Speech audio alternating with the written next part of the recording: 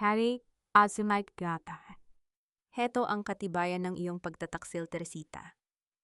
Isang hamak na dumi na nagpanggap na anghel sa loob ng aming tahanan. Tumingin kayong lahat sa kahihiyang dinala ng babaeng ito sa pangalang De Leon.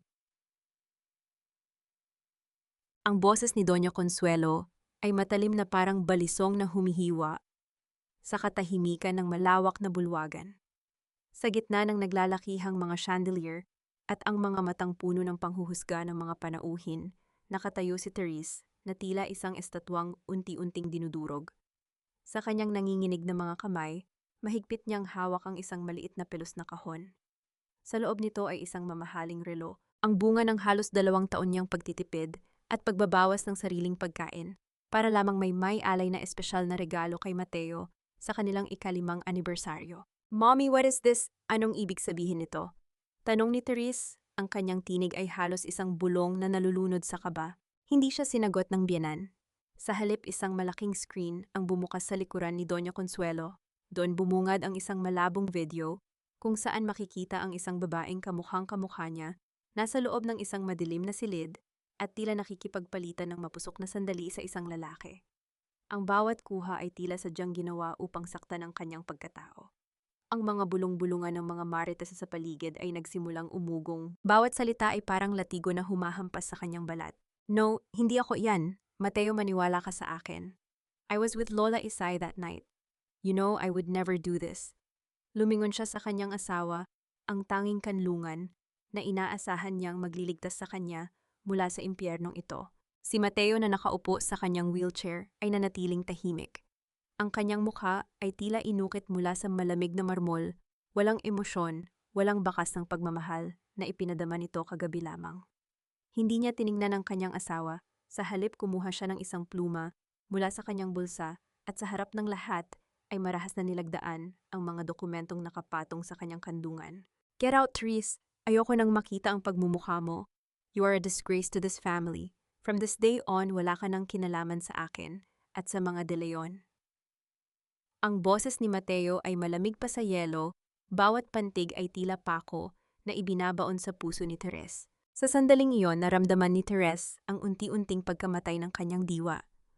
Ang init ng dugong nananalatay sa kanyang mga ugat ay tila naglaho pinalitan ng isang matinding pamanhid na nagsisimula sa kanyang mga daliri hanggang sa kanyang dibdib. Ang maliit na kahon ng relo na kanyang pinaghirapan ay dahan-dahang nadulas mula sa kanyang kamay. Bumagsak ito sa makapal na alpombra nang walang tunog gaya ng kanyang mga pangarap na gumuho nang hindi man lang napapansin ng mundong ito. Ang bawat hininga niya ay naging kasing bigat ng tingga. Ang mga figura ng mga tao sa kanyang paligid ay naging malabo, tanging ang matalim na ngiti ni Doña Consuelo at ang nanlilisik na mga mata ni Ignacio ang nanatiling malinaw. Ang kanyang lalamunan ay nanunuyo at ang bawat tibok ng kanyang puso ay nagdadala ng hapdi na higit pa sa anumang pisikal na sugat. Pakiramdam niya ay isa siyang estranghero sa sarili niyang balat, isang biktima ng isang marahas na palabas na wala siyang kapangyarihang pigilin. Binalot siya ng isang uri ng katahimikan na tanging ang mga taong nawalan na ng lahat ang nakakaunawa.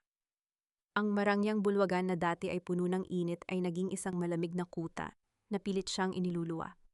Sa gitna ng kanyang tanging isang tanong ang paulit-ulit na umaalingaw-ngaw sa kanyang isipan. Isang tanong na tila sumusumbat sa bawat sakripisyong ibinigay niya. Sapat na ba ang 5 taon ng pag-ibig at pagpapakasakit para mabura ng isang kasinungalingang hindi mo man lang kayang labanan? Tumalikod siya nang hindi lumuluha sa harap nila. Ang bawat hakbang niya palayo ay tila paglakad sa ibabaw ng mga bubog.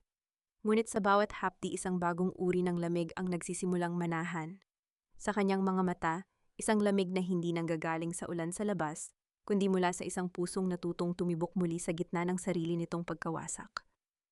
Habang papalabas siya ng mansyon, hinayaan niyang lamunin siya ng dilim ng gabi. Bitbit ang isang lihim na tanging siya at ang kanyang mga alaala ang nakakaalam. "Tapwag, seryoso ka ba, Therese? Akala mo ba talaga ay may puwang ka pa sa pintuan ko? Pagkatapos ng iskandalong ginawa mo, nakakahiya ka, baka madamay pa ang pangalan ko sa kalaswaan mo." Ang pormang mga salitang ito mula kay Aurora, ang babaeng itinuring ni Therese, na higit pa sa tunay na kapatid, ay tila isang malakas na sampal na yumanig sa kanyang nananatiling pag-asa. Nakatayo si Therese sa tapat ng gate ng maliit na apartment ni Aurora, basang-basa ng ulan at nanginginig sa ginaw. Ang kanyang mga paa ay puno ng putik at ang kanyang marangyang bestida na suot kanina sa anibersaryo ay tila basahan na lamang na nakadikit sa kanyang katawan. Aurora, please. Wala akong ibang mapupuntahan. Alam mong hindi totoo ang mga paratang na iyon. Pakituloy mo muna ako kahit ngayong gabi lang. Pagsusumamo ni Therese ang kanyang boses ay nanginginig hindi lang sa lamig, kundi sa matinding pagod. Bumuntong hininga si Aurora at binuksan ng bahagya ang gate, pero hindi upang patuluyin siya ng buong puso. Pinayagan niya si Therese na maupo sa isang sulok ng kusina, binigyan ng isang lumang tuwalya at iniwan siyang mag-isa habang ito ay pumasok sa silid. Sa gitna ng katahimikan, naramdaman ni Therese ang init ng isang tasang kape na ibinigay sa kanya, pero mas nananaig ang lamig ng pagtataksil na kanyang nararanasan. Habang pinatutuyo ang kanyang buhok, narinig ni Therese ang mahinang bulong ni Aurora mula sa kabilang silid. Lumapit siya ng bahagya sa pinto, ang kanyang puso ay tila gustong kumawala sa kanyang dibdib. Don Ignacio, opo, nandito siya. Mukhang kawawang aso na basang-basa sa ulan. Huwag kayong mag-alala, hindi siya makakaalis dito nang hindi ko alam.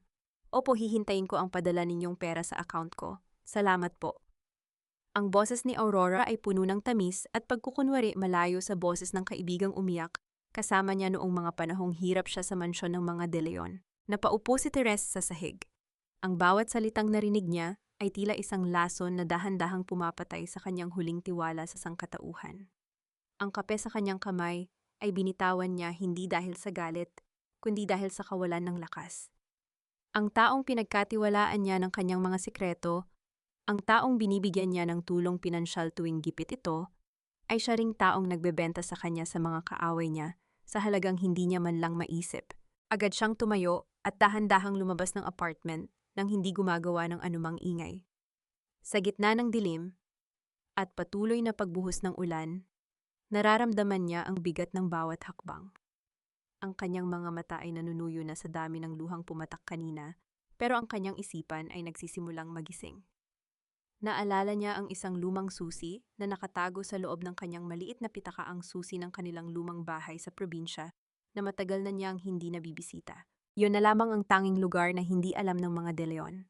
Huminto siya sa isang saradong sari-sari store at sumilong sa maliit nitong overhang. Nakakita siya ng isang pirasong malamig na pandesal sa loob ng plastic na nakalimutang itabi ng may-ari. Kinuha niya ito at kinagat ng marahan.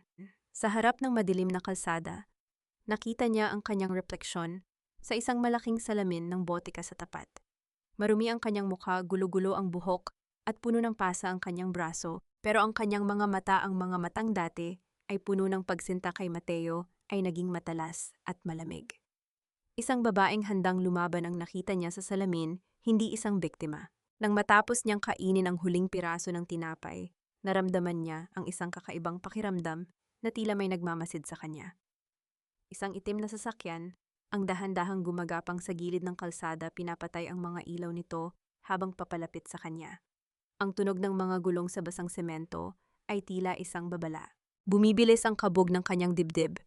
Naisip niya si Ignacio o baka ang mga tauhan ni Doña Consuelo na ipinadala para tuluyan na siyang patahimikin. Wala siyang sandata, wala siyang lakas para tumakbo ng matagal. Napasandal siya sa pader ng botika, pilit na nagtatago sa anino. Huminto ang sasakyan sa tapat niya. Ang salamin ng bintana ay dahan-dahang bumaba at isang lalaking nakasuot ng mamahaling Amerikana ang bumaba mula sa driver's seat.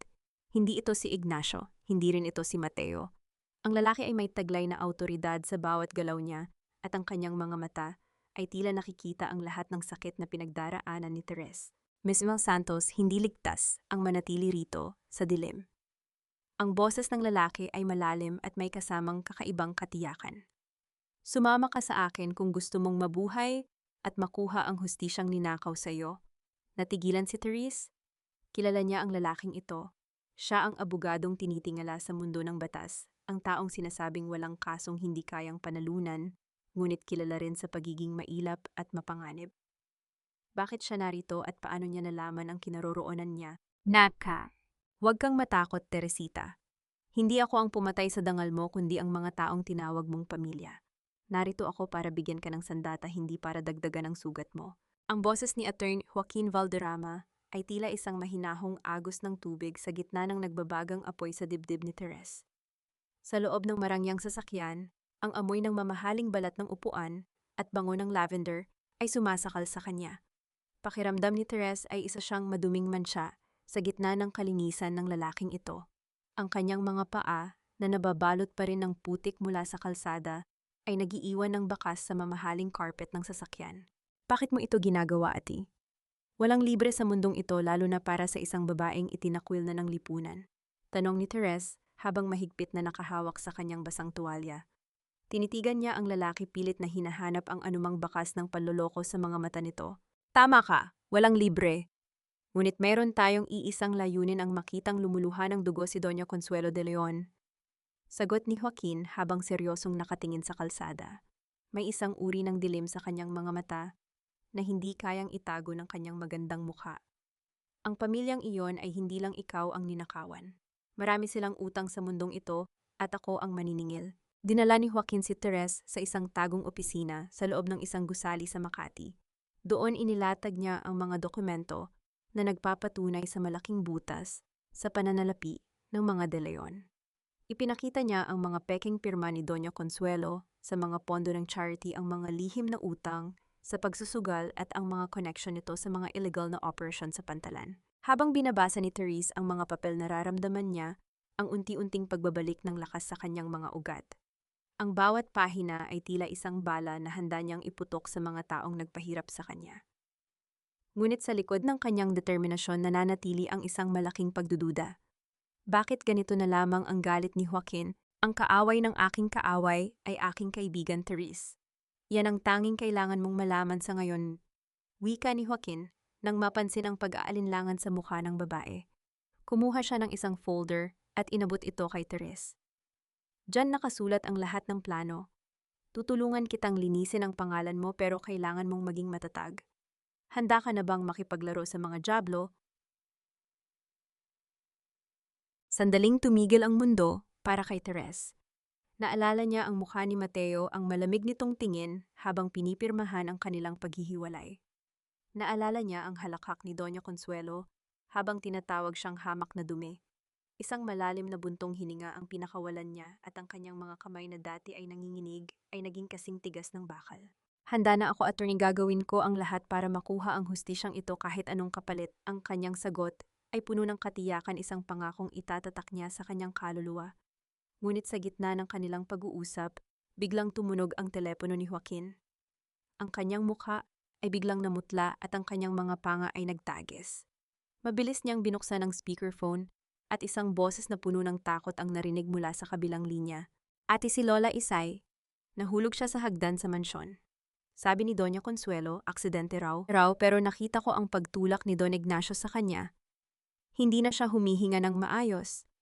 Napatayo si Therese, ang kanyang puso ay tila sasabog sa matinding kaba at galit.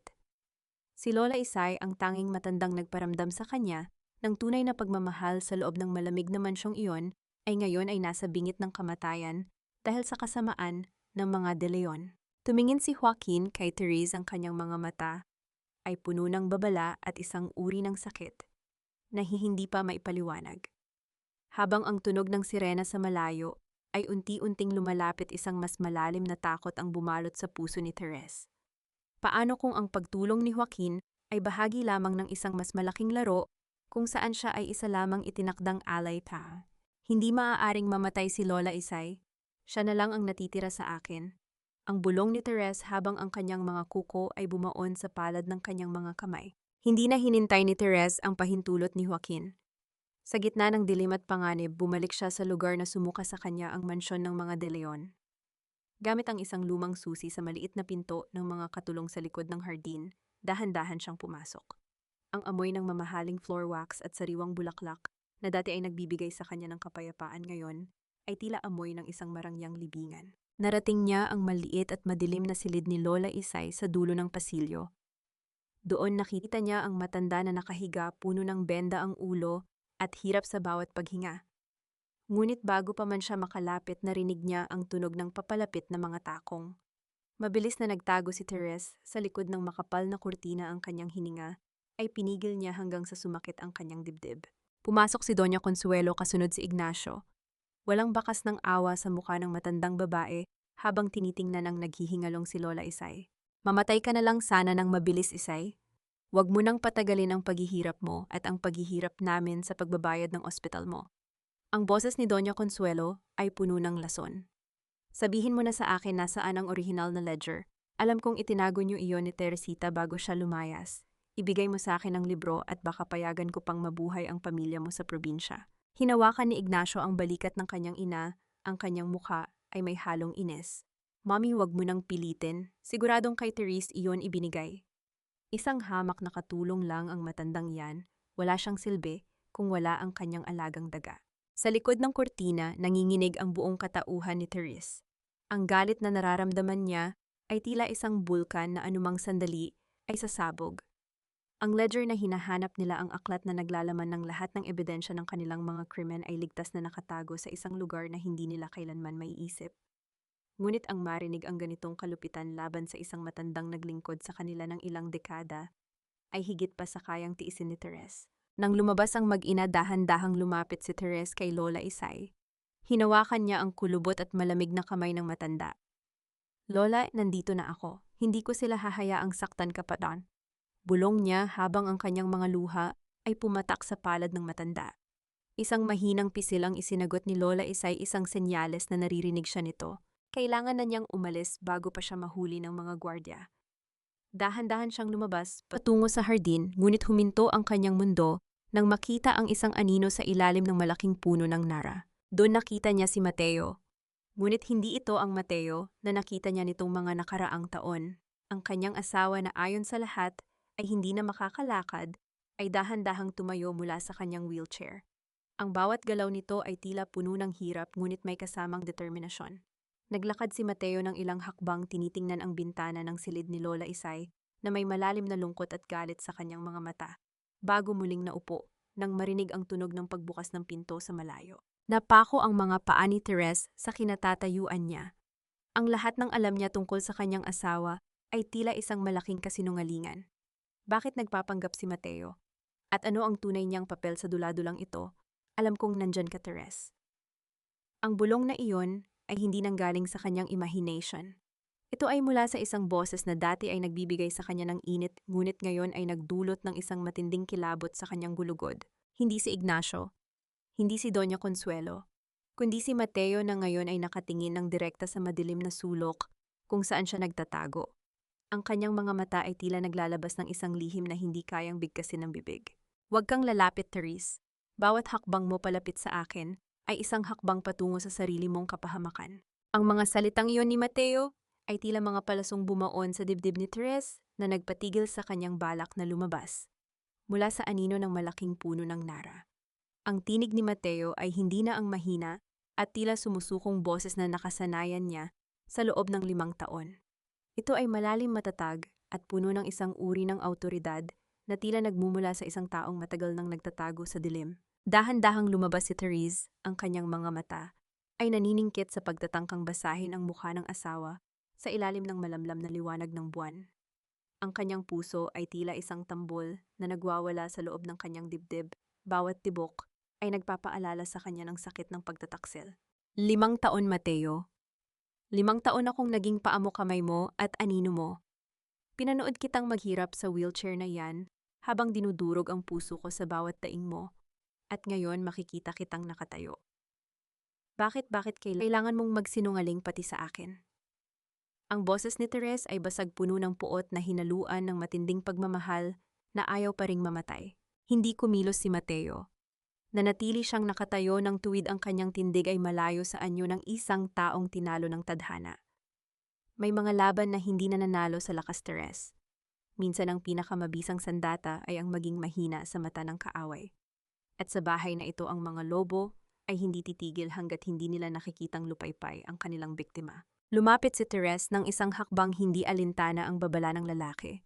Ang amoy ng gabi at ang malamig na simoy ng hangin ay tila nagpapatindi sa tensyon sa pagitan nila. Kaya hinayaan mo silang itapon ako. Hinayaan mong saktan nila si Lola Isay. Hinayaan mong tawagin akong marumi sa harap ng lahat, habang alam mo ang katotohanan. Isang saglit na dumaan ang sakit sa mga mata ni Mateo, ngunit mabilis itong pinalitan ng muling panlalamig.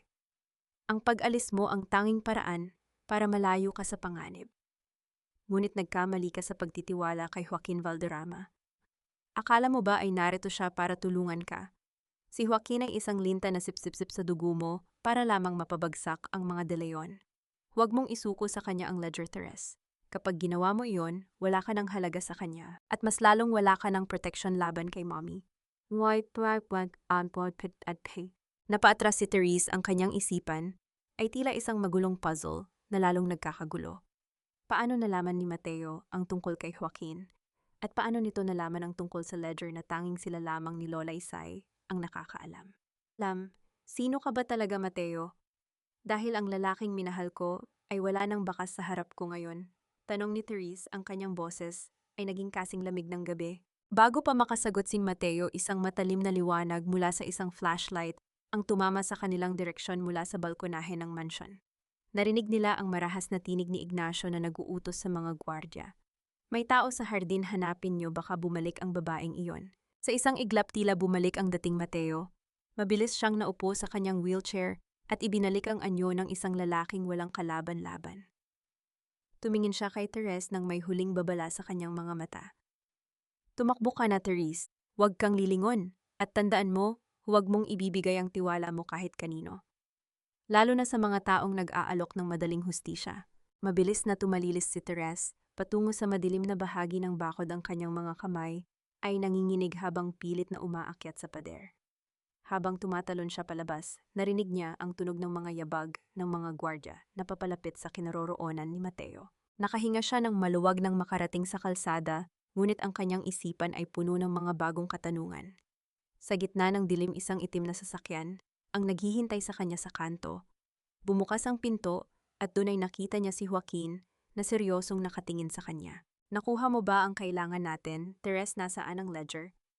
Tanong ni Joaquin, ang kanyang boses ay tila may halong pagmamadali at isang uri ng kislap sa mga mata na ngayon lamang napansin ni Therese, isang kislap na tila mas nakakatakot kaysa sa dilim ng mansyong kakalabas lang niya. Naalala ni Therese ang babala ni Mateo. Ang ledger na nakatago sa kanyang bag ay tila naging kasing bigat ng isang malaking bato. Sino ang dapat niyang paniwalaan? Ang asawang nagsinungaling sa kanya sa loob ng 5 taon o ang abogadong nagligtas sa kanya sa gitna ng ulan? Ito ba ang bayad sa pagkakaibigan nating dalawa? Aurora, isang pirasong papel na may halaga ng pagtataksil. Ang boses ni Therese ay mahina, ngunit punong-puno ng talim habang inilalapag niya sa mesa ang isang resibo ng bank transfer na palihim niyang nakuha mula sa bag ni Aurora habang ito ay natutulog. Nagkita silang dalawa sa isang maliit at liblib na karinderya sa dulo ng kanto, malayo sa mga kamera ng Forbes Park, ngunit malapit sa ingay ng mga taong walang ibang alam gawin kundi ang magpakalat ng balita. Napatigil si Aurora sa paghigop ng kanyang mainit na sabaw.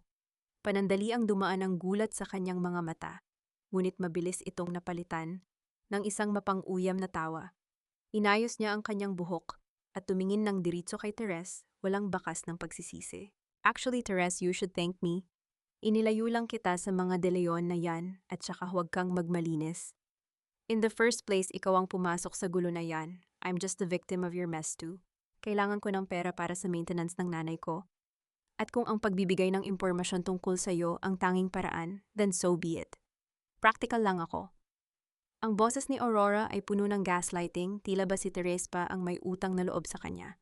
Practical ang tawag doon ay pagiging traitor, Aurora. Alam mo ang lahat ng sakripisyo ko kay Mateo. Alam mong hindi totoo ang video na iyon. Ang mga kamay ni Therese ay nanginginig sa ilalim ng mesa, pilit na pinipigilan ang sarili na huwag itapon ang mangkok ng sabaw sa mukha ng babaeng tinuring niyang kapatid. Believe what you want to believe, Therese. Pero look at you now, kinalimutan ka na ng asawa mo. At balita ko, dikit ka na naman sa isang mayamang abogado. Wow, bilis mo talagang mag-move on. Gold digger will always be a gold digger, di ba? Tumayo si Aurora at kinuha ang kanyang designer bag, isang regalong tiyak na galing sa pera ng mga De Leon. Bago pa makasagot si Therese, ang kanyang cellphone ay naglabas ng sunod-sunod na tunog ng notification. Pagbukas niya ng social media, ang kanyang dibdib ay tila sasabog sa galit. Isang post mula sa sikat na Facebook page ni Aling Charing, ang marites ng kanilang lugar, ang mabilis na kumakalat. May mga kuhang larawan ni Therese habang bumababa sa sasakyan ni Joaquin kagabi. Ang caption ay nakakasuka, ang ating bida hindi pa natutuyo ang luha sa pagtataksil sa asawang tumpak na tumpak sa wheelchair heto, at may bagong sponsor na naman hustisya para kay Don Mateo. Ang komento sa ibaba ay punong-puno ng puot at panlalait. Tinatawag siyang makatipot ahas at walang utang na loob. Naramdaman ni Therese ang init na umaakyat sa kanyang mukha habang ang mga tao sa loob ng karinderya ay nagsisimulang magbulungan at ituro siya. Ang bawat sulyap nila ay tila mga karayom na tumutusok sa kanyang balat. Ang buong mundo ay laban sa iyo, Therese. Kahit anong gawin mong paglilinis, ikaw pa rin ang kontrabida sa kwentong ito. Huling hirit ni Aurora, bago ito tuluyang lumakad palayo ang tunog ng kanyang mga takong sa semento, ay tila isang mapang-uyam na palakpak. Naiwan si Therese na mag-isa sa gitna ng mga matang mapanghusga.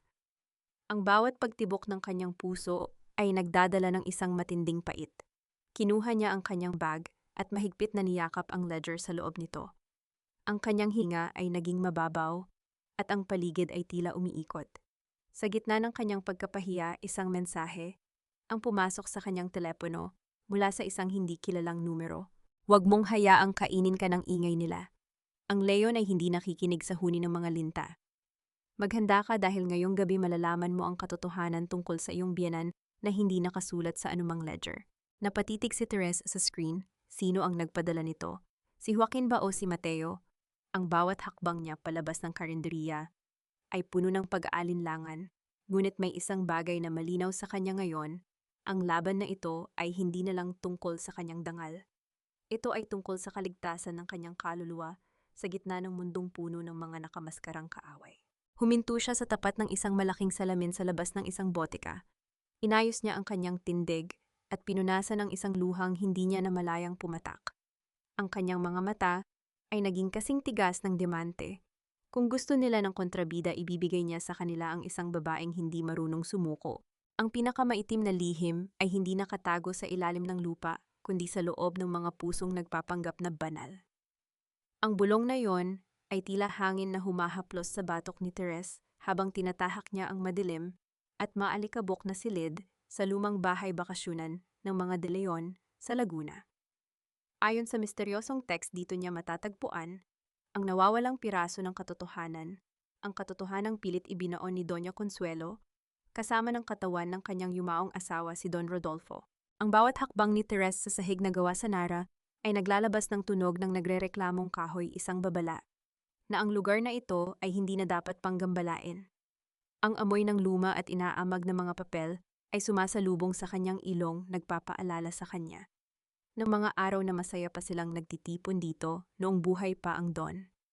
Isang matinding lungkot ang bumalot sa kanya.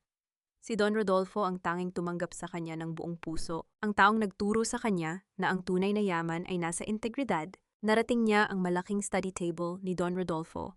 Sa ilalim ng isang nakatagong drawer na may dobling sapin kinapa ni Therese ang isang maliit na uka.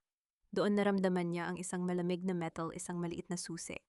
Sa likod ng isang malaking painting ng Birhen ng Guadalupe, natagpuan niya ang isang maliit na vault.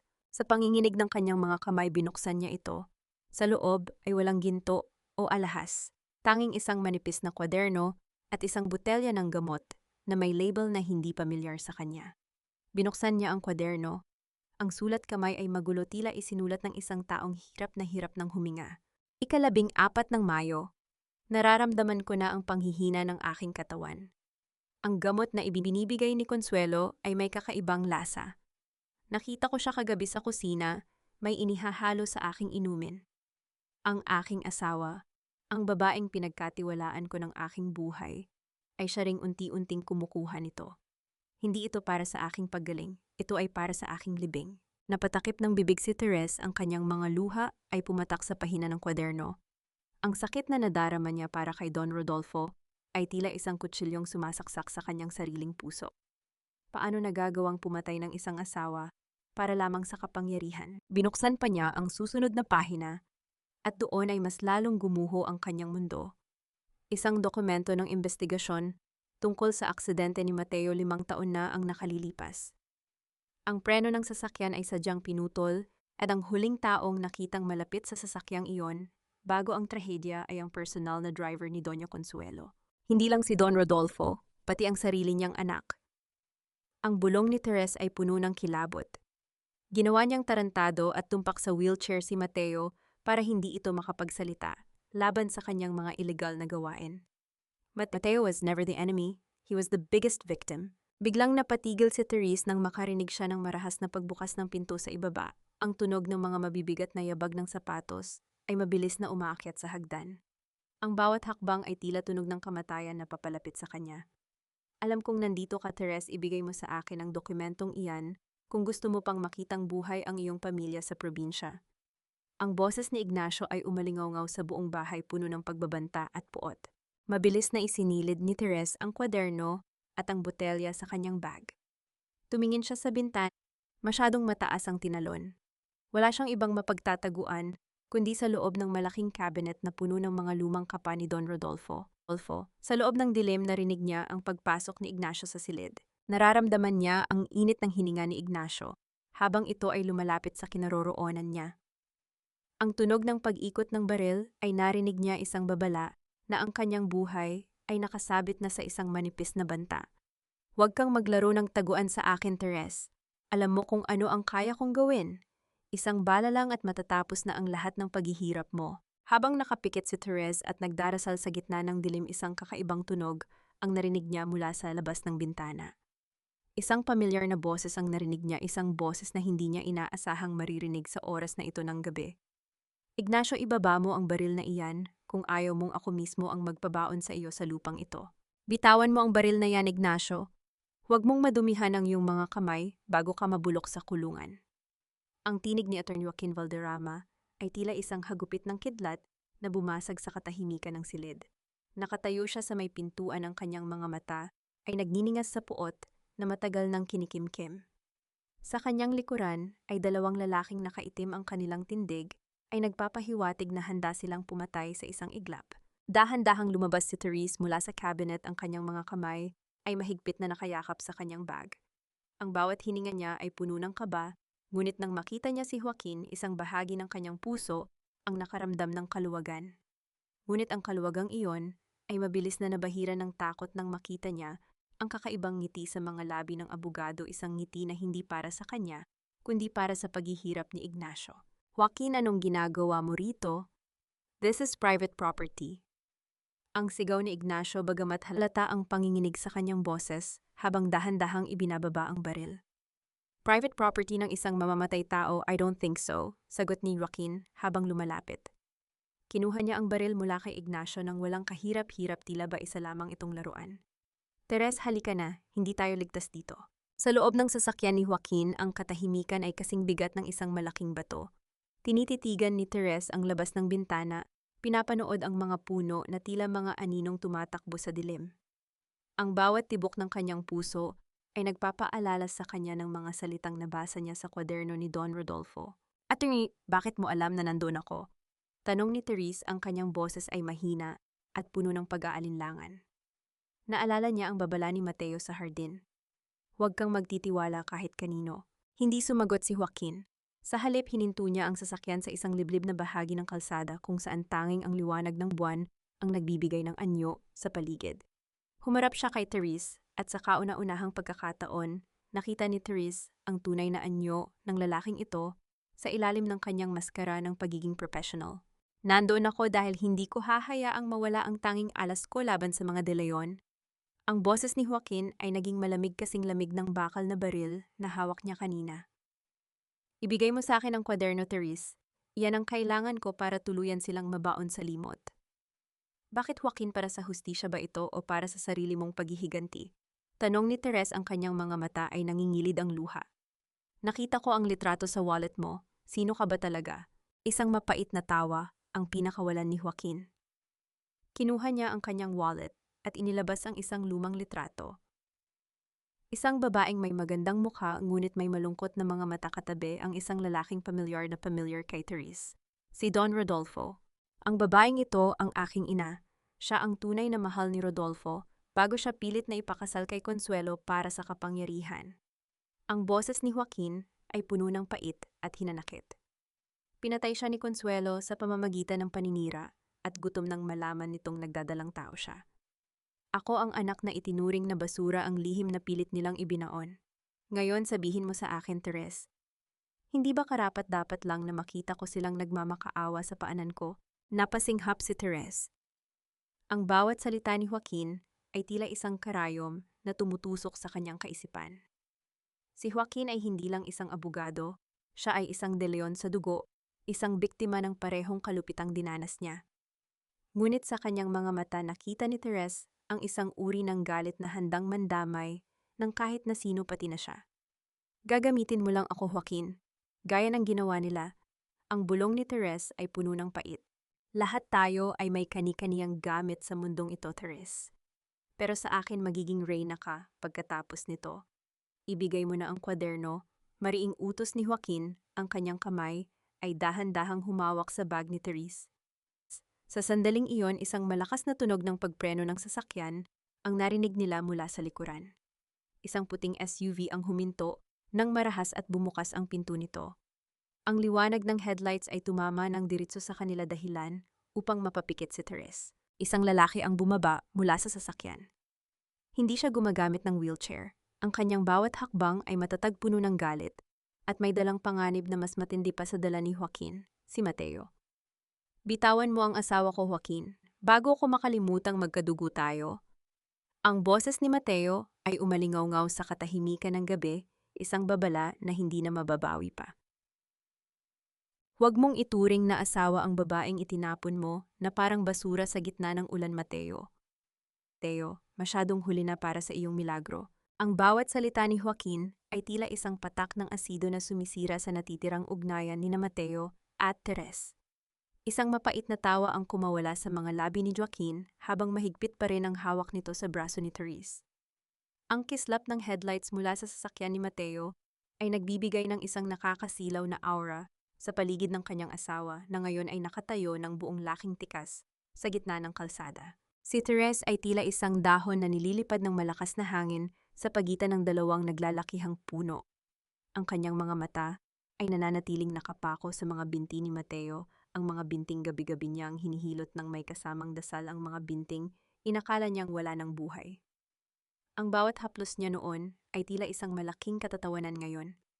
Isang matinding hapdi ang gumuhit sa kanyang dibdib, mas masakit pa kaysa sa anumang sampal na natanggap niya mula kay Doña Consuelo. Mateo, bakit? Ang tanging salitang lumabas sa bibig ni Teres, isang boses na basag at puno ng pagod. Bakit kailangang umabot sa ganito? Nakatayo ka, nakakalakad ka. Pero hinayaan mo akong maging alipin sa sarili nating tahanan. Hinayaan mo akong dumanas ng impyerno. Hindi sumagot si Mateo, sa halip ay lumapit siya ng isang hakbang. Ang dagundong ng makina ng kanyang sasakyan sa background ay tila sumasabay sa galit na nararamdaman niya.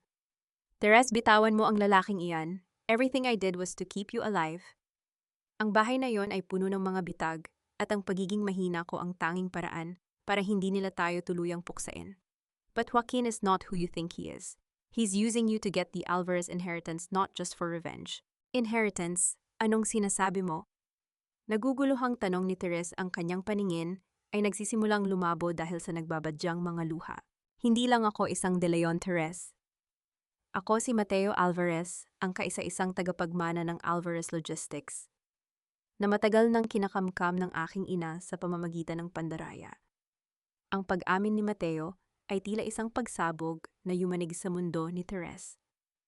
Ang wheelchair na iyon ay ang aking protection. Ngunit ngayong nakuha na ni Joaquin ang tiwala mo, hindi na siya magdadalawang isip na iligpit ka kapag nakuha na niya ang kwaderno ni Papa. Tumawa ng malakas si Joaquin, isang tunog na puno ng panunuya. And you think you're better, ginamit mo rin siya, Mateo. Pinanood mo siyang mapahiya. Pinanood mo siyang saktan ni Ignacio. Anong klaseng pagmamahal iyan? Teres, sumama ka sa akin. Sa akin may boses ka. Sa kanya mananatili ka lang na anino. Hinawakan ni Mateo ang kabilang kamay ni Teres. Ang init ng kanyang palad ay pamilyar, ngunit ang lakas ng kanyang pagkakahawak ay bago sa pakiramdam ni Teres. Sa loob ng 5 taon, si Teres ang palaging humahawak, nag-aalaga at nagpapatatag. Ngayon ang lalaking nasa harap niya ay isang estrangherong may kapangyarihan. Teres, please, bumalik ka na sa akin. Let me explain everything sa isang ligtas na lugar. Pagsusumamo ni Mateo ang kanyang boses, ay may halong desperasyon na ngayon lang narinig ni Therese. Sa gitna ng tensyon, ang katahimikan ng gabi ay muling bumasag sa tunog ng papalapit na mga sasakyan. Mula sa malayo makikita ang mga asul at pulang ilaw ng mga pulis, kasunod ang isang itim na van na pamilyar kay Mateo, ang mga tauhan ni Doña Consuelo. Nahanap na nila tayo, bulong ni Mateo. Mabilis niyang hinila si Therese patungo sa kanyang sasakyan. Joaquin, kung gusto mo talagang mabuhay, umalis ka na rito. But don't you ever dare touch my wife again. Nag-aalinlangan si Therese. Tiningnan niya si Joaquin na ngayon ay puno ng galit ang mukha at pagkatapos ay tumingin siya kay Mateo. Ang lalaking nagsinungaling sa kanya, ngunit ang tanging lalaking minahal niya ng buong buhay. Sa isang iglap ng desisyon, hinayaan ni Therese na itulak siya ni Mateo sa loob ng SUV. Habang mabilis na pinapaandar ni Mateo ang sasakyan, narinig ni Therese ang tunog ng pagpreno ng mga pulis sa likuran nila. Tumingin siya sa side mirror at nakita si Joaquin na nananatiling nakatayo sa gitna ng kalsada, tila isang aninong naiwan ng nakaraan. Saan tayo pupunta, Mateo? At huwag mong sabihing sa mansyon dahil mas pipiliin ko pang mamatay kaysa bumalik doon. Ang boses ni Therese ay matatag na ngayon, bagamat ang kanyang puso ay tila isang basag na kristal. Pupunta tayo sa kaisa-isang lugar na hindi nila kayang pasukin, Therese. Sa lugar kung saan nagsimula ang lahat, sagot ni Mateo, habang mahigpit na nakahawak sa manibela. Ngunit habang binubuksan ni Therese ang kanyang bag para tingnan ang kwaderno ni Don Rodolfo, isang malamig na takot ang bumalot sa kanya. Wala roon ang kwaderno. Ang tanging laman ng kanyang bag ay isang piraso ng papel na may sulat kamay ni Joaquin. Salamat sa susi ng vault, Therese. Ngayon panoorin mo kung paano ko susunugin ang imperyong binuo ng iyong asawa. Napatitig si Therese sa labas ng bintana habang ang mga luha ay sa wakas ay pumatak na. Hindi lang siya nawalan ng asawa, nawalan din siya ng huling alas para sa kanyang kalayaan. At sa tabi niya ang lalaking nagmamaneho ay tila isang estrangherong hindi niya nakilala. Ligtas ka na, Therese. Hindi ko nahahayaang saktan ka pa ng kahit na sino.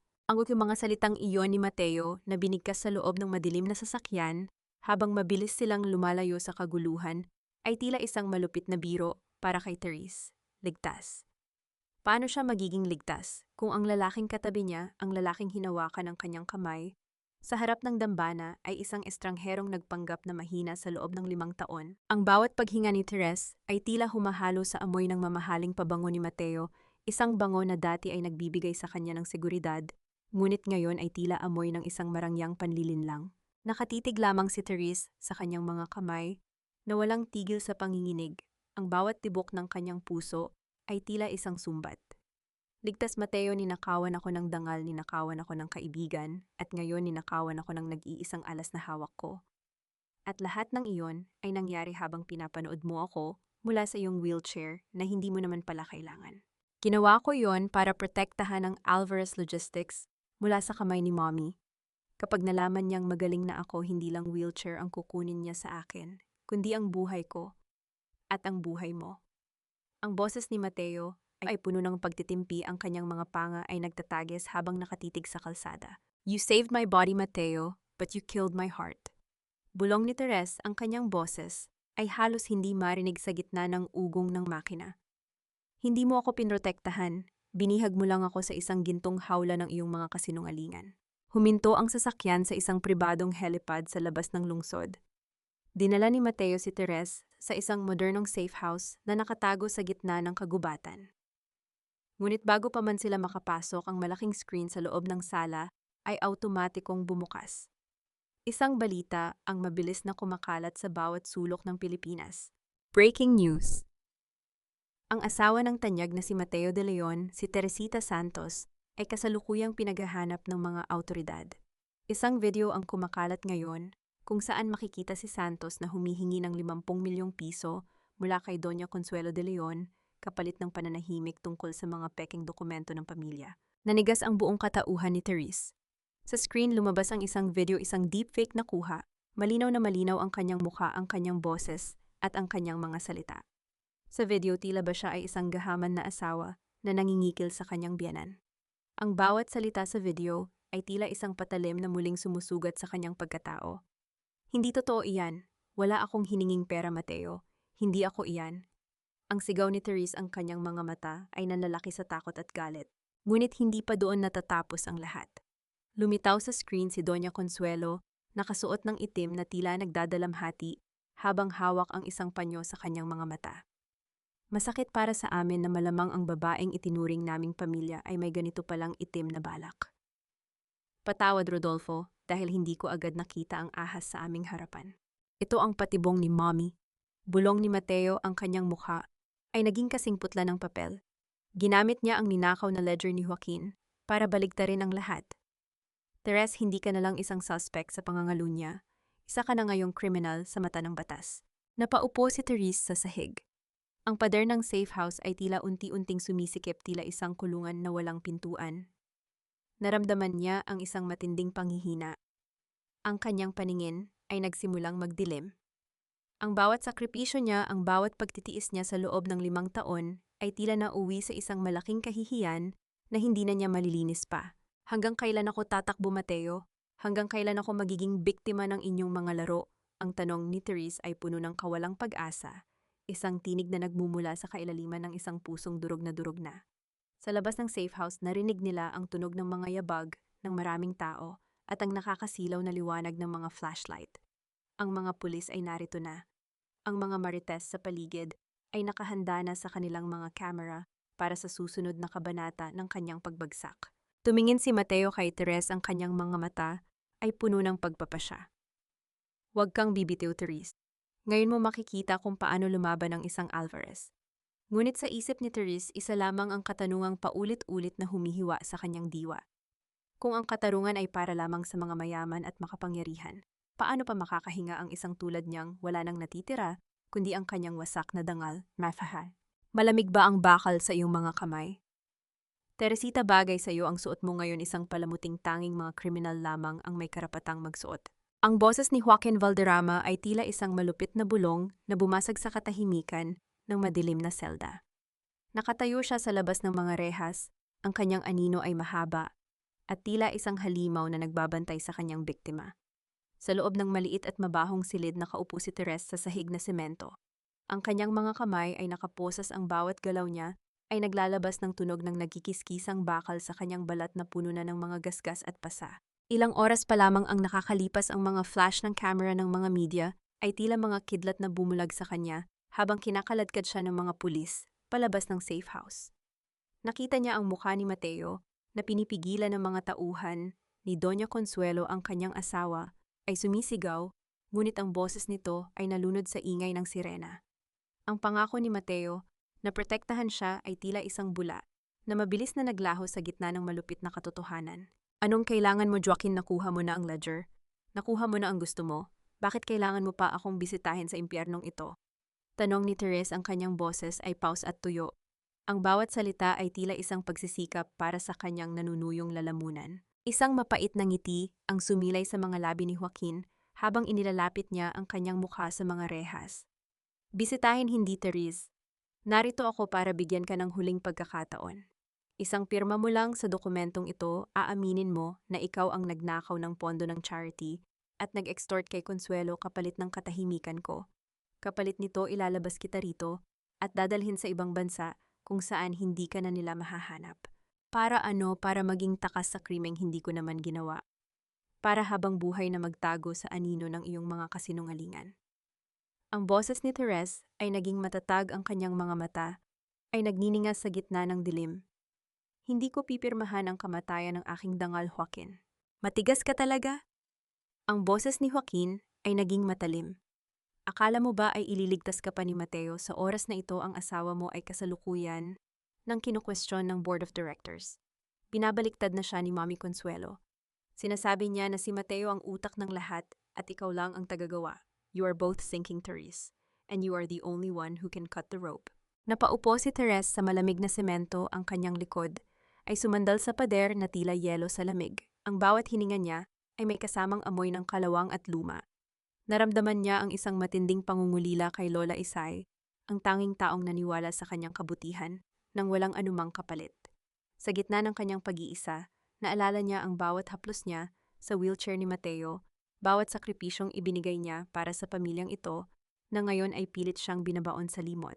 Gawin mo na ang gusto mong gawin, Joaquin. Pero tandaan mo ang katotohanan ay tila isang binhi sa ilalim ng semento. Maaari mo itong takpan, maaari mo itong tapakan, pero balang araw sisibol ito at wawasakin ang lahat ng iyong binuo. Ang bulong ni Therese ay puno ng isang uri ng kapangyarihan na hindi nanggagaling sa yaman kundi sa kawalang sala. Tumawa si Joaquin, isang tunog na walang kaluluwa bago siya tumalikod at naglakad palayo. Ang tunog ng kanyang mga sapatos sa pasilyo ng kulungan ay unti-unting humina hanggang sa tanging ang patak ng tubig mula sa sirang gripo ang natira. Sa katahimikan ng gabi, isang maliit na papel ang dahan-dahang itinulak mula sa ilalim ng pinto ng selda. Nanginginig ang mga kamay ni Therese habang kinukuha ito. Sa liwanag ng isang maliit na bombilya sa labas, nabasa niya ang sulat na tila isinulat sa gitna ng pagmamadali. Huwag kang pipirma sa kahit ano. Ang agila ay hindi natatalo sa loob ng hawla. Magtiwala ka sa akin sa huling pagkakataon, M. Nayakap ni Therese ang sarili habang ang mga luha ay muling pumatak. Si Mateo. Buhay pa ang pag-asa sa gitna ng dilim. Ngunit bago pa man siya makahinga ng maluwag, isang marahas na tunog ng pagbubukas ng pinto ng selda ang narinig niya. Dalawang lalaking nakasuot ng uniforme ng gwardya ang pumasok, ang kanilang mga mukha ay nakatago sa ilalim ng mga cap at ang kanilang mga kamay ay may hawak na isang itim na tela. Miss Santos, may utos si Doña Consuelo. Kailangan mo nang magbakasyon ng matagal sa lugar kung saan wala nang makakarinig sa iyong mga dasal. Ang ganda mo pa ring tingnan sa gitna ng dumi, Teresita.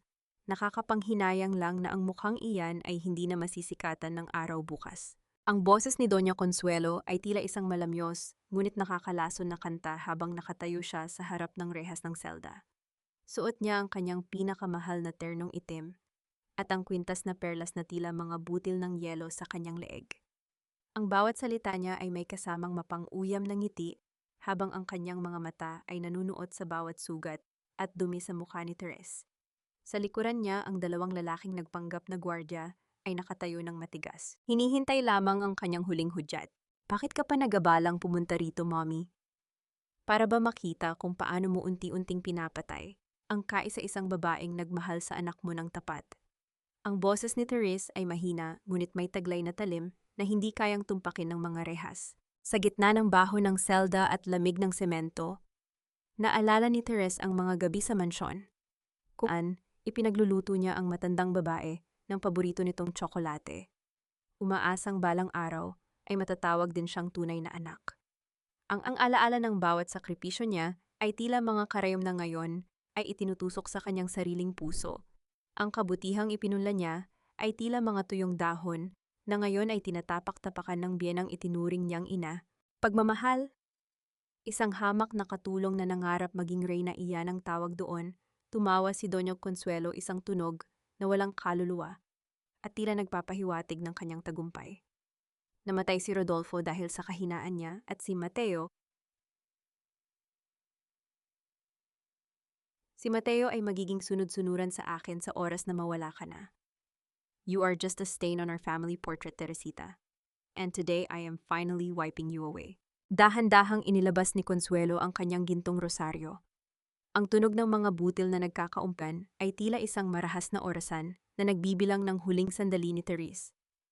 Huwag kang mag-alala, sasabihin ko kay Mateo na nagpakamatay ka dahil sa hiya.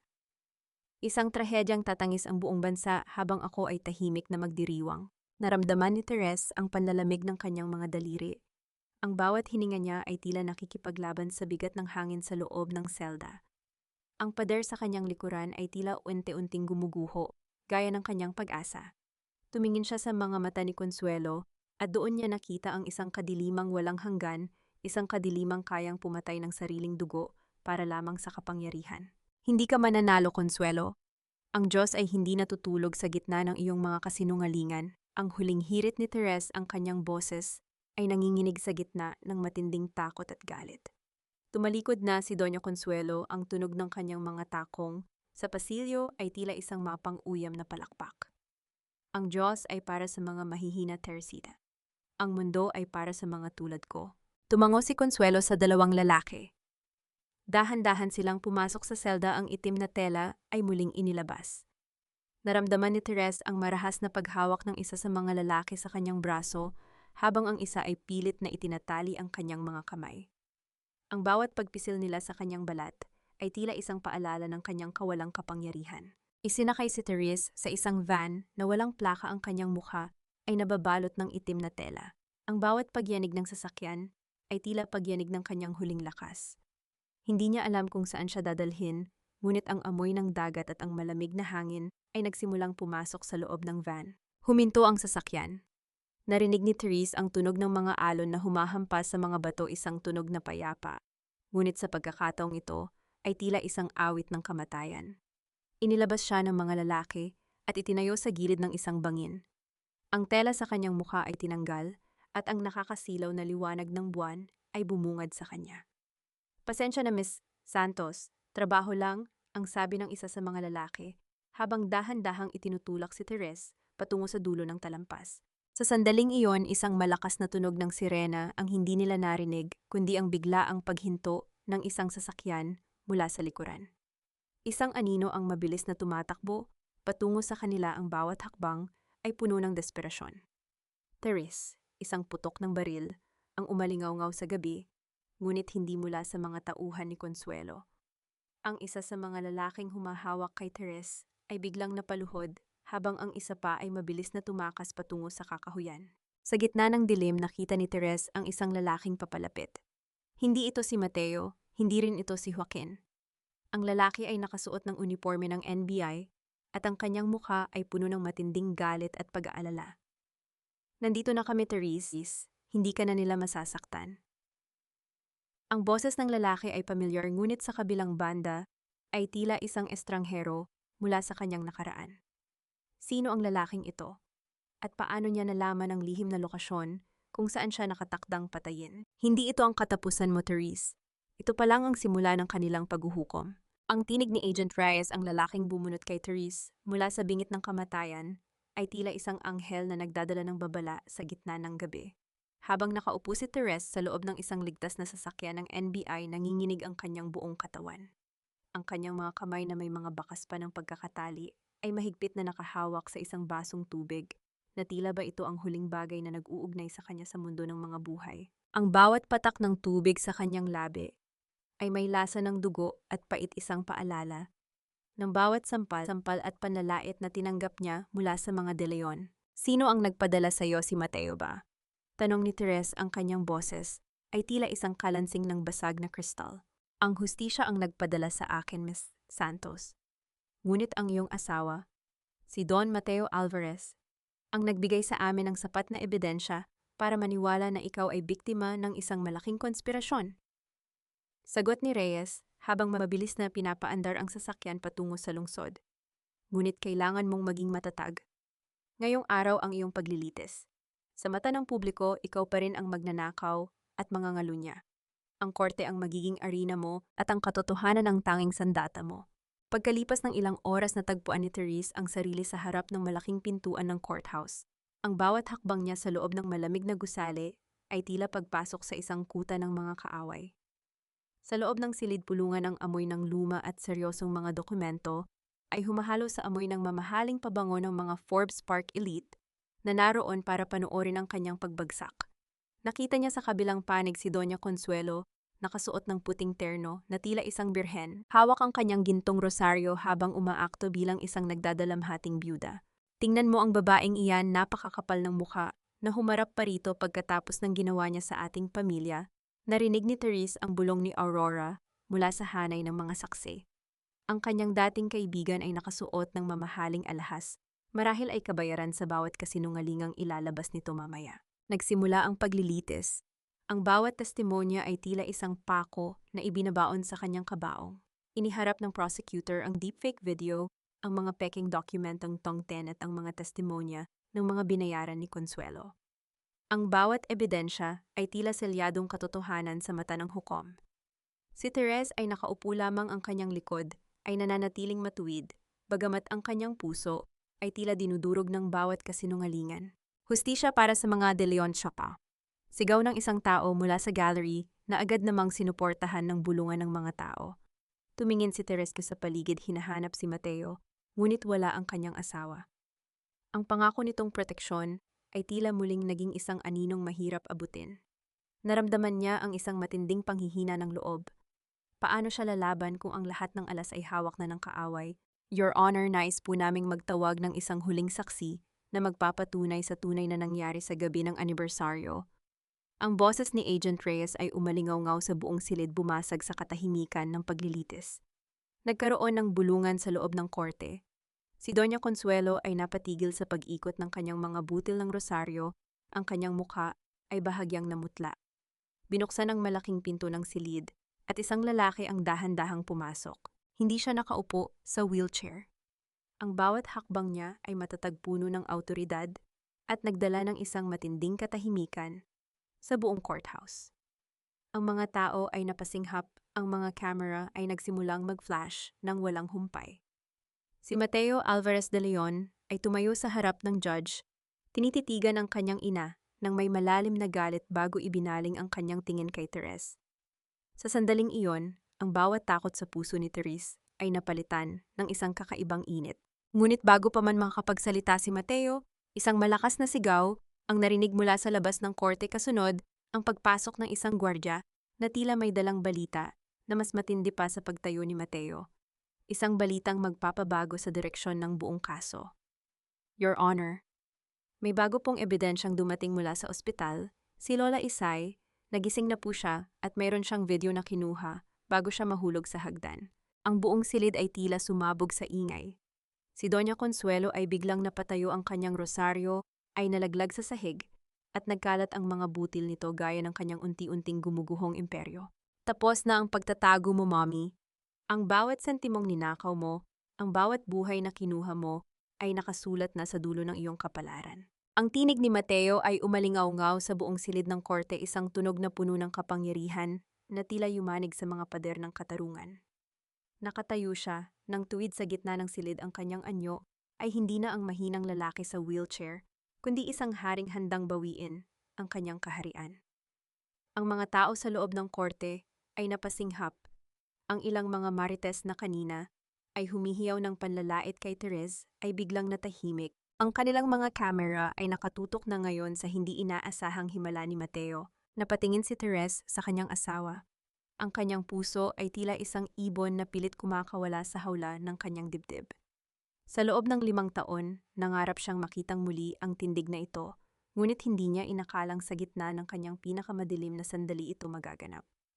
Ang bawat hapdi ng kanyang mga sugat ay tila naglaho, pinalitan ng isang matinding init ng pag-asa. Mateo, anong kahibangan ito? Ikaw ay may sakit. Ang asawa mo ang may kasalanan sa lahat, ang sigaw ni Doña Consuelo. Ang kanyang boses ay pumiyok sa gitna ng matinding takot. Mahigpit niyang hawak ang kanyang gintong rosaryo, ang kanyang mga daliri ay nanginginig hanggang sa malaglag ang mga butil nito sa sahig. Ang tanging sakit ko, Mommy, ay ang manahimik, habang pinapanood kitang sirain ang buhay ng mga taong mahal ko. Sagot ni Mateo, habang dahan-dahang lumalapit sa bench ng hukom. Inilabas niya ang isang asul na folder mula sa loob ng kanyang Amerikana. Your Honor, narito ang original na ledger ng Alvarez Logistics. Ang librong hawak ni Joaquin Valderrama ay isang pain lamang na sadyang ginawa namin ni Therese para malaman kung sino ang mga tunay na traidor sa aming paligid. Nagkaroon ng malakas na bulungan sa loob ng korte. Si Joaquin na nakatayo sa likuran ay napaatras, ang kanyang mukha ay naging kasing putla ng papel. Ang kanyang matalinong plano ay tila isang kastilyong buhangin na giniba ng malakas na alon. At hindi lang iyan, patuloy ni Mateo, ang kanyang mga mata ay nananatiling nakapako kay Consuelo. Binubuksan na po ngayon ang video mula sa cellphone ni Lola Isay na itinago niya sa ilalim ng kanyang unan. Isang video na nagpapakita kung paano itinulak ni Ignacio ang matanda habang ikaw, Mommy, ay nanonood at nag-uutos na siguraduhing hindi na siya makakapagsalita. Bumukas ang malaking screen sa loob ng korte. Ang malabong kuha ngunit malinaw na boses ni Doña Consuelo ay umalingaw-ngaw. Siguraduhin mong patay na siya, Ignacio. Ayokong may magsalita tungkol sa ginawa natin kay Rodolfo. Ang katahimikan sa korte ay naging nakakabingi. Ang bawat mata ay nakatitig kay Doña Consuelo na ngayon ay tila isang maliit na uod na wala nang mapagtataguan. Ang kanyang banal na maskara ay tuluyan ng natanggal. Inilalabas ang isang halimaw na matagal na niyang itinatago sa likod ng mga dasal at perlas. Hindi totoo iyan, fake ang video na yan.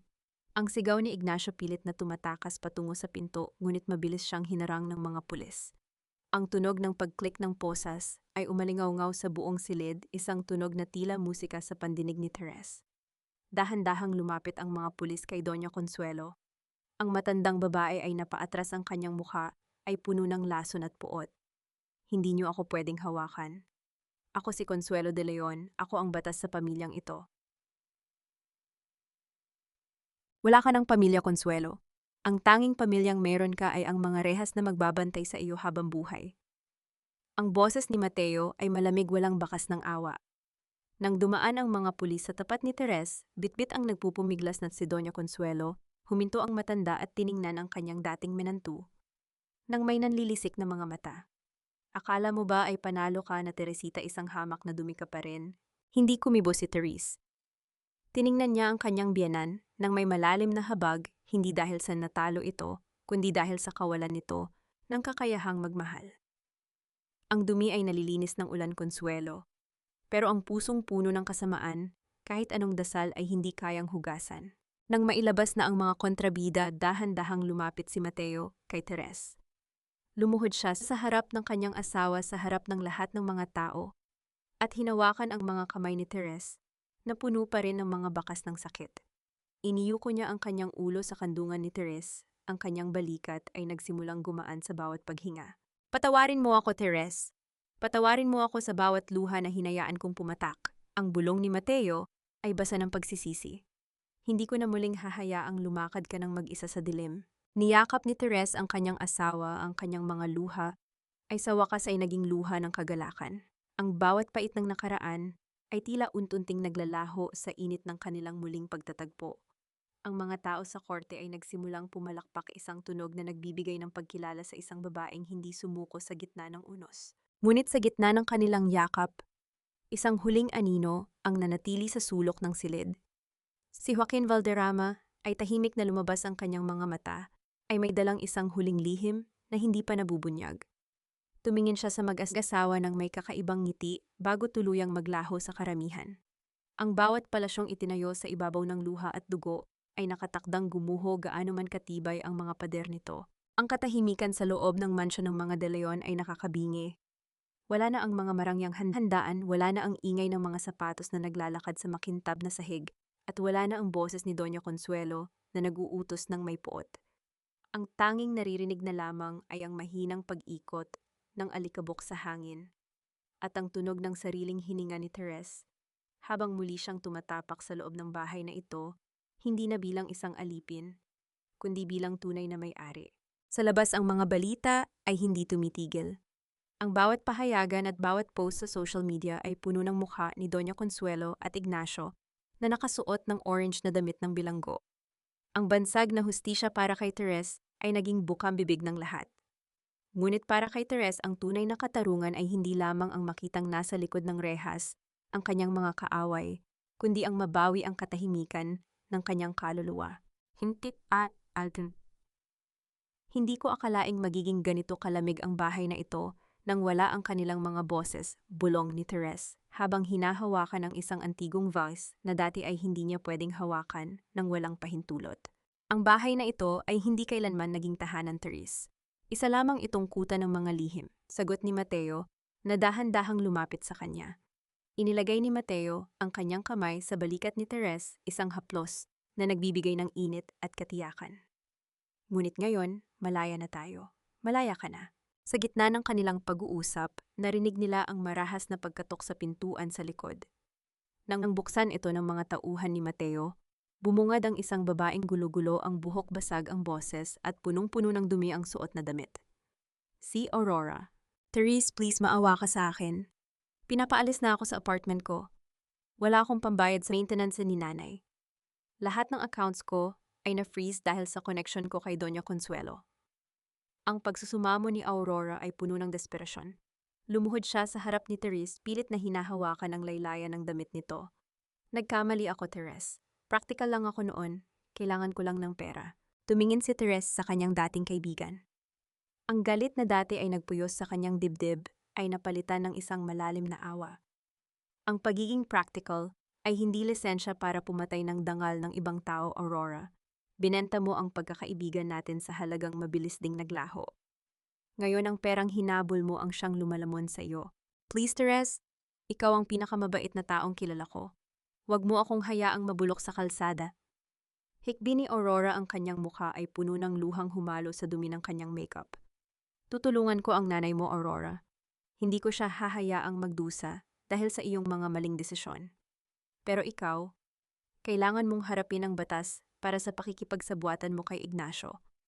Ang boses ni Therese ay matatag at walang bahid ng paghihiganti, kundi purong katarungan. Pinanood ni Therese habang inilalabas ng mga gwardya si Aurora. Sa labas ng gate nandoon si Aling Charing at ang mga marites ng hapon, nakahanda ang kanilang mga cellphone para i-broadcast ang pagbagsak ng babaeng dati ay nagyayabang sa social media. Ang karma ay tila isang malaking gulong na sa wakas ay bumalik sa kinaroroonan nito. Nang muling bumalik ang katahimikan, dinala ni Mateo si Therese sa ospital, kung saan nagpapagaling si Lola Isay. Ang matanda ay gising na bagamat mahina pa. Nang makita niya sina Therese at Mateo na magkahawak kamay, isang ngiti ang sumilay sa kanyang mga labi, isang ngiti na tila isang bendisyon. Sabi ko na sa inyo, ang katapatan ay parang sikat ng araw. Maaari itong takpan ng ulap, pero hinding-hindi ito mapapatay ng dilim. Ang mahinang bulong ni Lola Isay habang hinahawakan ang mga kamay ng dalawa. Hinalikan ni Therese ang noo ng matanda. Salamat, Lola. Dahil sa iyo nahanap ko ang lakas na lumaban. Ngunit sa gitna ng kanilang kagalakan, isang sulat ang iniwan ng nurse para kay Therese. Mula ito kay Joaquin Valderrama. Binuksan ito ni Therese nang may halong kaba. Therese, nakuha ko ang hustisyang gusto ko, pero nawala sa akin ang tanging bagay na nagpapakatao sa akin, ang aking dangal. Ibinabalik ko na sa inyo ang lahat ng mga dokumento ng Alvarez Logistics na palihim kong nakuha. Hindi ko na kailangan ng yaman ng mga De Leon. Sapat na sa akin ang malamang sa huling sandali, naging bahagi ako ng iyong tagumpay. Huwag mo nang hanapin ang aninong tulad ko. Mamuhay kayong mag-asawa ng may kapayapaan, ang kapayapaang hindi ko kailanman nakuha. Nayakap ni Therese ang sulat sa kanyang dibdib. Isang malalim na buntong hininga ang pinakawalan niya. Ang lahat ng mga dusa, ang lahat ng mga pasakit, ay tila unti-unting naghihilom. Tumingin siya kay Mateo, na ngayon ay nakatitig sa kanya ng may buong pagmamahal. Mateo, tapos na ba talaga ang lahat ng ito? Hindi ito ang katapusan, Therese. Ito ang simula ng ating tunay na buhay. Isang buhay na wala ng wheelchair, wala ng mga maskara, at wala ng mga lihim, sagot ni Mateo habang dahan-dahang inilalapit ang kanyang mukha sa mukha ni Therese. Ngunit bago pa man magtagpo ang kanilang mga labi, isang pamilyar na tunog ng kampana ng simbahan ang narinig nila mula sa malayo. Isang tunog na tila nagpapaalala sa kanila ng isang pangakong kailangang muling gawin, isang pangakong mas matatag kaysa sa unang beses na sila ay nagsumpaan. Ang kapayapaan ay hindi matatagpuan sa paghihiganti, kundi sa pag-unlad ng isang pusong pinatibay ng mga sugat. Ang bawat hakbang ni Therese sa malambot na damuhan ng kanilang bagong dondin sa Laguna ay tila isang sayaw ng kalayaan. Ang sikat ng araw ay humahalik sa kanyang balat, hindi na nagbibigay ng hapdi kundi isang init na nagpapahiwatig ng bagong simula. Ang amoy ng sariwang lupa at mga puno ng niyog ay nagpapaalala sa kanya na sa kabila ng lahat ng dumi at lason na naranasan niya sa Maynila, ang kalikasan ay nananatiling tapat at nagbibigay buhay. Sa isang sulok ng balita, narinig niya ang huling ulat tungkol kay Doña Consuelo. Ang matandang babae na dati ay reyna ng Forbes Park ay kasalukuyan ng nakapiit sa isang pasilidad na malayo sa karangyaang kanyang kinalakihan. Ang bawat gabi ni Consuelo ay puno ng ingay ng ibang mga bilanggo at ang init ng selda na walang aircon, isang matinding sampal sa kanyang mapagmataas na pagkatao. Ang kanyang gintong rosaryo ay kinumpiska at ang kanyang mga perlas ay naisubasta na para pambayad sa mga biktima ng kanyang pandaraya. Ito ang tunay na hiya, ang mabulok sa isang lugar na dati ay itinuturing mong mas mababa sa iyong antas. Therese, tinitingnan mo na naman ang malayo. Ang boses ni Mateo ay tila isang malambot na musika na bumabalot sa kanyang pandinig. Lumapit ang kanyang asawa, hindi na gumagamit ng wheelchair, kundi matatag na naglalakad sa ibabaw ng damuhan. Inakbayan siya ni Mateo at dahan-dahang isinandal ang kanyang ulo sa balikat ni Therese. Ang amoy ng kape at ang pamilyar na bango ni Mateo ay nagbigay kay Therese ng isang uri ng kapayapaan na matagal na niyang hindi naramdaman. Iniisip ko lang, Mateo, Ang bilis ng takbo ng panahon, 1 taon na ang nakalipas mula ng gabing iyon sa korte. Bulong ni Teres habang ang kanyang kamay ay dahan-dahang humawak sa kamay ni Mateo. Salamat dahil hindi mo ako sinukuan. Hindi kita kailanman sinukuan, Teres. Kahit noong mga panahong kailangan kong magkunwaring bulag at lumpo ang puso ko, ay palaging nakasubaybay sa bawat hakbang mo. Sagot ni Mateo nang may matinding katapatan. Ang bawat sakripisyo mo ay ang naging pundasyon ng aking lakas. Ngayon gusto kong ibalik sa iyo ang lahat ng panahong ninakaw sa atin. Dinala ni Mateo si Teres sa harap ng isang bagong itinayong paaralan sa loob ng Dondian, ang Santos Alvarez Learning Center. Ito ay para sa mga anak ng kanilang mga manggagawa. Isang paraan upang matiyak na walang bata sa kanilang paligid, ang lalaking walang pagkakataong matuto at mangarap. Dito hindi na kailangan pang maging alipin ng sinuman para lamang mabuhay, wika ni Mateo, habang pinapanood nila ang mga batang masayang nagtatakbuhan sa paligid.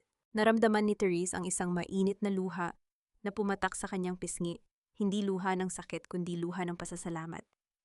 Ang kanyang mga kamay na dati ay puno ng paltos mula sa pagkayod sa mansyon ay ngayon ay ginagamit na para bumuo ng pangarap ng iba. Sa gitna ng kanilang paglalakad, huminto si Mateo at hinarap si Therese.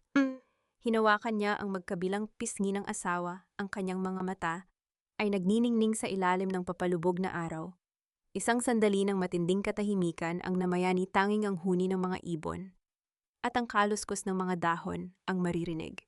Therese, sa harap ng lahat ng pagsubok, na patunayan mong ang pag-ibig ay hindi lang isang damdamin kundi isang desisyon na manatiling mabuti sa gitna ng kasamaan. Ang boses ni Mateo ay puno ng emotion. Muli mo bang tatanggapin ang singsing na ito? Hindi na bilang isang asawa ng isang De Leon, kundi bilang katuwang ni Mateo Alvarez sa pagbuo ng isang mundong mas tapat at mas mapagmahal. Inilabas ni Mateo ang isang simpleng singsing na may isang maliit na diamante, isang simbolo ng kanilang pag-ibig na dumaan sa matinding pressure bago naging isang matibay na hiyas. Dahan-dahan itong isinuot ni Mateo sa daliri ni Therese at sa sandaling iyon, ang bawat bituin sa langit ay tila nagsimulang sumaksi sa kanilang muling pag-iisang dibdib. Niyakap ni Therese si Mateo nang mahigpit ang kanyang mukha ay ibinaon niya sa dibdib ng lalaki. Narinig niya ang bawat tibok ng puso ni Mateo, isang ritmo na nagbibigay ng katiyakan na tapos na ang unos. O Mateo, habang buhay, ang bulong ni Therese ay tila isang panalangin na sa wakas ay dininig ng langit. Habang naglalakad sila pabalik sa kanilang tahanan sa ilalim ng maliwanag na buwan, alam ni Therese na may mga sugat na maaaring hindi na tuluyang mawala ang peklat. Ngunit ang mga peklar na yon ang siyang magpapaalala sa kanya na siya ay isang survivor. Isang babaeng natutong magmahal muli pagkatapos durugin ng mundo. Ngunit sa likod ng kanilang kaligayahan, isang huling tanong ang pumasok sa isip ni Therese. Saan na kaya napadpad si Joaquin at sapat na kaya ang kapatawarang ibinigay niya para tuluyang maging malaya ang kanyang puso? Ang huling hagdan patungo sa kalayaan ay hindi ang pagtakbo palayo, kundi ang paglingon sa iyong nakaraan nang wala nang nararamdamang hapdi. Nakatayo si Therese sa harap ng rehas ng Correctional Institute for Women. Ang amoy ng klorina at luma ng semento ay sumasakal sa kanyang mga alaala, ngunit ang kanyang tindig ay matuwid at ang kanyang mga mata ay kasing linaw ng umaga. Suot niya ang isang simpleng puting blusa at pantalon, isang malaking kontras sa marangyang ginto, at perlas na dati ay pilit niyang isinusuot para lamang magustuhan ng pamilya De Leon. Ngayon, ang tanging palamuti niya ay ang kanyang dangal na matagal nang ninakaw, ngunit matagumpay niyang nabawi. Dahan-dahang lumabas mula sa dilim ng selda ang isang babaeng halos hindi na makilala ni Therese. Si Doña Consuelo de Leon. Wala na ang ayos na buhok, wala na ang mamahaling terno, at wala na ang gintong rosaryo na dati ay tila ba isang anting-anting ng kanyang kapangyarihan. Ang kanyang orange na uniforme ay tila isang malupit na paalala ng kanyang pagbagsak. Ang kanyang balat ay tila lantang dahon at ang kanyang mga mata ay nananatiling puno ng lason, bagamat wala na itong tibo. Anong ginagawa mo rito, Teresita? Narito ka ba para pagtawanan ng kinalalagyan ko? Narito ka ba para ipakita na ikaw na ang reyna ngayon? Ang boses ni Consuelo ay paustila, isang tuyong sanga na nababali. Hindi ako narito para sa iyo, Consuelo. Narito ako para sa sarili ko. Ang boses ni Therese ay mahina, ngunit may taglay na awtoridad na tila nagpatahimik sa ingay ng mga bilanggo sa paligid. Narito ako para iwan ang huling bakas ng puot na itinanim mo sa puso ko. Isang taon akong naghintay na makita ang pagsisisi sa mga mata mo pero nakikita ko na hanggang dito, ang pride mo pa rin ang inuuna mo. Tumawa si Consuelo isang tunog na tila kalansing ng kalawang. Pride, iyan lang ang natitira sa akin, pinatay niyo ang anak ko sa labas.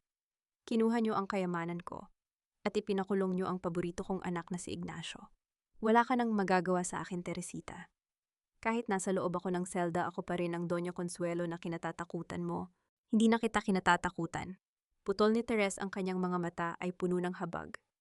Dahil ang tunay na kulungan ay hindi ang 4 na sulok ng seldang ito, kundi ang puso mong hindi marunong magmahal. Patawad, Consuelo, dahil hindi ko kayang ibigay sa iyo ang galit na hinihingi mo. Ang tanging maibibigay ko sa iyo ay ang aking pananahimik. Mula sa araw na ito, burado ka na sa kwento ng buhay ko. Tumalikod si Teres nang hindi na hinihintay ang sagot ng matandang babae. Narinig niya ang marahas na paghampas ni Consuelo sa rehas at ang kanyang mga sigaw ng panunumpa, ngunit ang bawat salita ay tila hangin na lamang na hindi na kayang humaplos sa balat ni Teres. Sa bawat hakbang niya palabas ng pasilidad, naramdaman niya ang unti-unting paggaan ng kanyang dibdib, tila ba may mga tanikalang isa-isang nalalaglag. Sa labas ng gate, nakita niya ang mga reporter na dati ay bumabatikos sa kanya. Ngayon sila ay nakayuko ng may paggalang. At sa tabi ng kanyang sasakyan, nakatayo si Mateo, may hawak na isang piraso ng puting bulaklak. Isang sampagita simple, ngunit ang bango ay nanunuot sa kaluluwa. Handa ka na bang umuwi, Therese? Tanong ni Mateo, habang dahan-dahang pinupunasan ang isang luhang pumatak sa pisngi ng asawa. Handa na ako, Mateo. Tapos na ang laban. Sagot ni Therese, habang mahigpit na humahawak sa braso ng asawa. Habang mabilis silang lumalayo sa bilangguan, tiningnan ni Therese ang kanyang refleksyon sa side mirror ng sasakyan. Nakita niya ang isang babaeng dumaan sa apoy, ngunit hindi natupok. Nakita niya ang isang babaeng marunong nang magpatawad nang hindi kailangang makarinig ng sorry. Narating nila ang mansion, hindi ang mansion ng mga De Leon, kundi ang kanilang bagong tahanan na puno ng liwanag at halaman. Doon naghihintay si Lola Isay na nakaupo sa isang silya, masaya at malusog.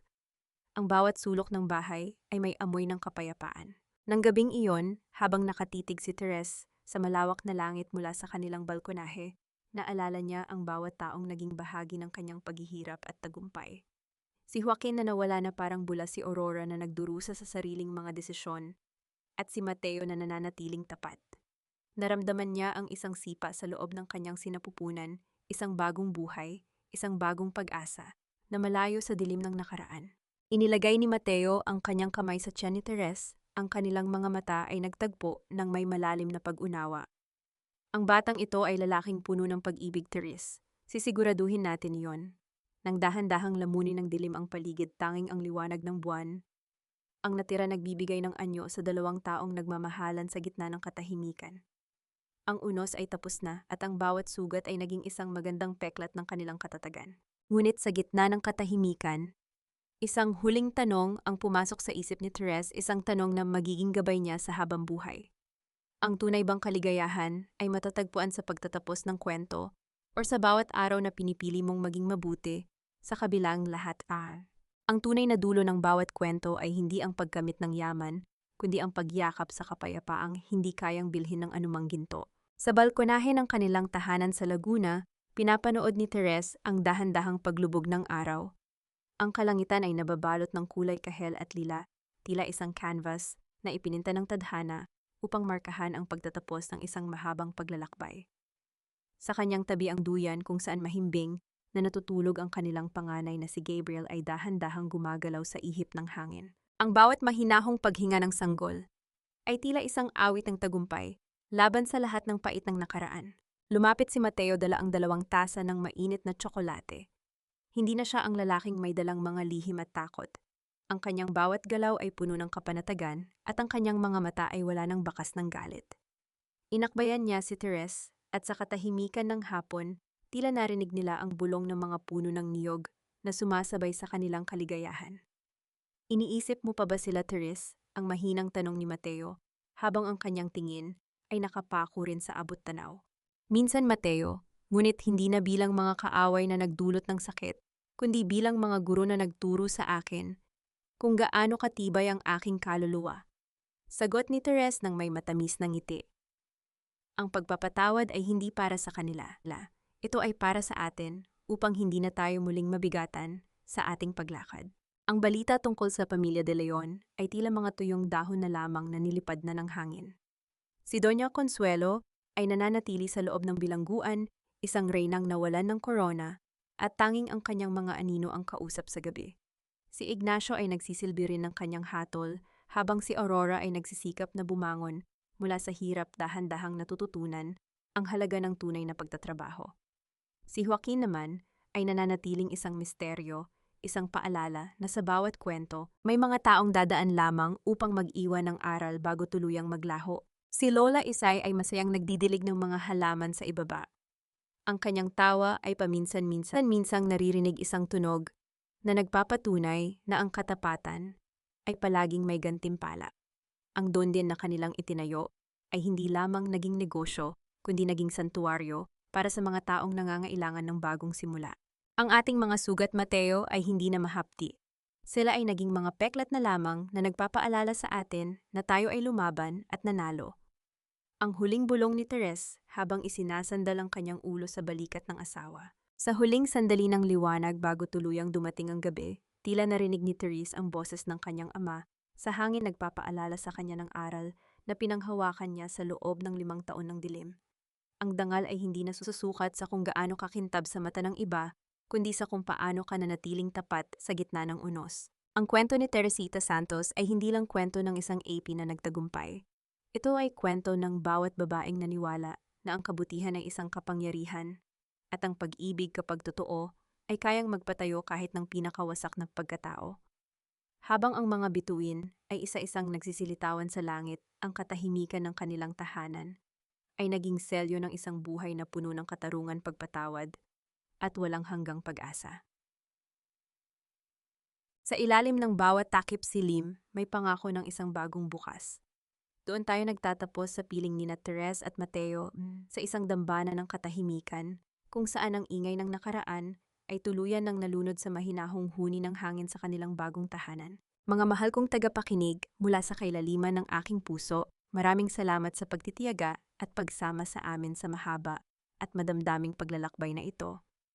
Habang isinusulat ko ang bahagi kung saan itinapon ni Doña Consuelo ang regalong relo ni Therese sa gitna ng ulan, naramdaman ko ang isang matinding kirot na tila ba ako mismo ang nakatayo sa gitna ng bulwagang iyon. Ang bawat salita sa kwentong ito ay hindi lamang bunga ng imahinasyon, kundi isang pagpupugay sa mga totoong buhay at lihim na luha ng mga kababaihang patuloy na lumalaban sa gitna ng kawalang katarungan. Ang ating dangal ay tila isang puno ng niyog sa dalampasigan. Maaari tayong baluktutin ng pinakamalakas na unos at maaari tayong hampasin ng maalat na alon ng pagtataksil, ngunit hanggat ang ating mga ugat ay nakabaon sa katotohanan, mananatili tayong nakatayo. Gaya ng orasan ni Therese, na nabasag ang kristal ang ating panahon, ay hindi humihinto sa sandali ng ating pagkawasak. Ito ay naghihintay lamang ng tamang kamay na bubuo muli sa atin upang magsimulang tumibok sa ritmo ng tunay na kaligayahan. Sa inyong palagay, naging sapat ba ang kaparusahang sinapit ni Doña Consuelo at Aurora o masyadong naging mabuti ang puso ni Therese sa pagpili ng kapatawaran? Gusto ko ring malaman nasaan kayo habang dinadamay ang inyong damdamin sa kwentong ito. Baka kayo ay kasalukuyang nagluluto para sa pamilya, naglalaba o nagpapahinga matapos ang isang mapaghamong araw. Ibahagi nyo naman sa amin ang inyong mga saloobin sa comment section dahil dito, ang bawat kwento nyo ay pinahahalagahan at may nakikinig. Huwag nyo ring kalimutang i-like at i-share ang ating video para maging bahagi kayo ng pagpapakalat ng pag-asa sa iba pa nating mga kasama.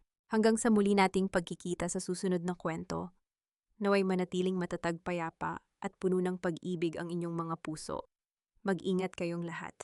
Tanyag na pamagat ang paghilom ng sugat sa mansyon ng mga lihim Louis. Lahat ng mga character at sitwasyon sa kwentong ito ay katang-isip lamang na nilikha para sa layuning libangan at paghahatid ng positibong mensahe.